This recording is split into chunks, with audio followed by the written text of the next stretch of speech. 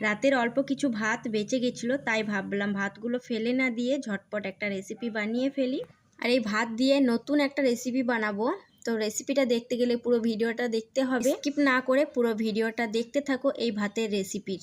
আমার চ্যানেলে যারা নতুন ভিডিও দেখছো তারা অবশ্যই চ্যানেলটি সাবস্ক্রাইব করে নেবে। আর হ্যাঁ, ভিডিওটি যদি ভালো লাগে তাহলে ফ্যামিলি কিংবা বন্ধুর সাথে শেয়ার করে দিতে পারো। এখানে দেখো অল্প পরিমাণ ভাত নিয়েছি, ভাতগুলো আমি মিক্সি জারের মধ্যে ঢেলে একটা পেস্ট বানিয়ে নেব। আর এইগুলো রাতের ভাত ছিল, যেহেতু রাতের ভাত বেঁচে গিয়েছিলো অনেকগুলোই, তাই আমি ভাত ঢেলে না দিয়ে রেসিপিটা বানিয়ে ফেললাম আর তোমাদের সাথে শেয়ার করে দিলাম। ভাতগুলো ভালোভাবে একটা পেস্ট তৈরি করে নেব। আর হ্যাঁ, ভাতের সাথে কোনো রকম জল দেওয়া যাবে না, শুধুমাত্র ভাতটাই পেস্ট করতে হবে।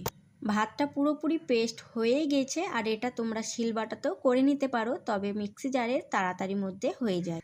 তারপর দেখো এই ভাতগুলো একটা চামচ দিয়ে একটা পাত্রে তুলে নেব মিক্সি জারে থেকে। সব ভাতগুলোই এইটাতে তুলে নেব। তারপর এখানে কিছু মশলা অ্যাড করব, তোমরা নিজেদের ইচ্ছা অনুযায়ী মশলা দিয়ে দিবে।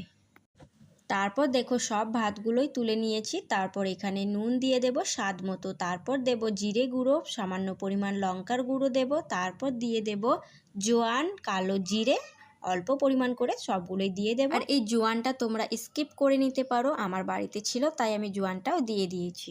তারপর সবার শেষে যেটা দিতে হবে ময়দা। তো এখানে আমি 2 চামচ ময়দা দিয়েছি। তারপর সব একসাথে ভালো করে ডলে ডলে মেখে নেব।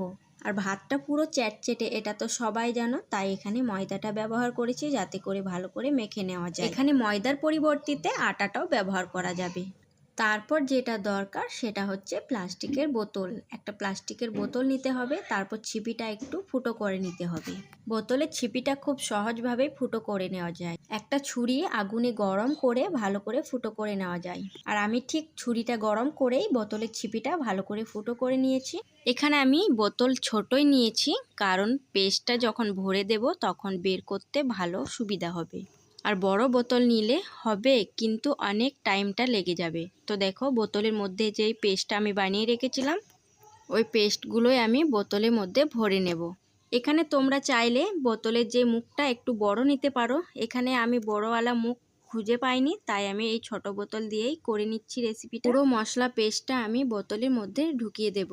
তো পুরো পেস্টটাই আমি বোতলের মধ্যে ঢুকিয়ে দিয়েছি। এবার আমি একটা বড় প্লাস্টিক নিয়ে নিয়েছি, আর এই প্লাস্টিকের মধ্যে এইগুলো এবার এইভাবে করে ঢেলে দেব। বোতলের পিছন দিক থেকে চাপ দিলেই ঠিক এইভাবে করে বেরিয়ে আসবে। তোমরা চাইলে এখানে প্লাস্টিকের বদলে কাপড় নিয়ে নিতে পারো, কাপড়ের ওপরেই এগুলো দিয়ে দিতে পারো। এগুলো সবগুলোই দেওয়া হয়ে গেছে। এবার আমি রোদেও দিয়ে দিয়েছি একটা খাটের ওপরে। আর এগুলোকে আমাকে এবার গার্ড দিতে হবে, কারণ আমাদের বাড়িতে অনেক মুরগি আছে, তাই না হলে তো সব মুরগিগুলোই এগুলোকে নষ্ট করে ফেলবে। আর এগুলো খুব ভালো করে কড়া করে রোদ দিয়ে শুকোতে হবে। মিনিমাম 3 থেকে 4 দিন ভালো করে শুকিয়ে নিতে হবে, যাতে করে কড়া করে শুকিয়ে যায়। এগুলোকে আমি 3 দিন কড়া রোদে শুকিয়েছি, ভালোভাবে শুকিয়েও গেছে। দেখো, দেখতেই পাচ্ছ কতটা ভালো করে শুকিয়েছে। আর এগুলোকে আমি ডুবো তেলের মধ্যে ছেঁকে নেব। তো দেখো আমি তেল চাপিয়ে একবার দিয়ে দিয়েছি। আর এগুলোকে দিয়ে গ্যাসটা বন্ধ করে দিতে হবে, না হলে পুড়ে যাবে গ্যাসটা বন্ধ না করলে। আমি গ্যাস চালিয়ে দিয়ে দিয়েছি, তাই 1-2টো পুড়েও গেছে। তেলটা গরম করে এগুলোকে দিয়ে গ্যাসটা বন্ধ করে এগুলো ভালোভাবে তেল ঝরিয়ে উঠিয়ে নিতে হবে। এগুলো খুব তাড়াতাড়ির মধ্যে ভেজে নেওয়া হয়, গ্যাসটা বন্ধ করিনি, তাই আমার দেখো 1-2টো পুড়েও গেছে। আর এগুলো খেতে কিন্তু অনেক টেস্টি হয়েছিল, সবাই নাম করেছিল বাড়ির। এগুলো সব ভেজে নিয়েছি। আর এগুলো তোমরা চাইলে সস দিয়েও খেতে পারো, কিংবা গরম গরম চায়ের সাথেও খেতে বেশ লাগে। তোমরা নিজেদের ইচ্ছা অনুযায়ী যেভাবে তোমরা খেয়ে নিতে পারো। আমি খেয়েছি গরম গরম চায়ের সাথে, আমাকে তো ভালোই লেগেছে আর বাড়ির সবাইকেও ভালো লেগেছে। তো আজকের মতো এখানে ভিডিওটা শেষ করি। ভিডিওটি ভালো লাগলে লাইক কমেন্ট শেয়ার করে দেবে। চ্যানেলটি সাবস্ক্রাইব করা না থাকলে চ্যানেলটি সাবস্ক্রাইব করে নেবে।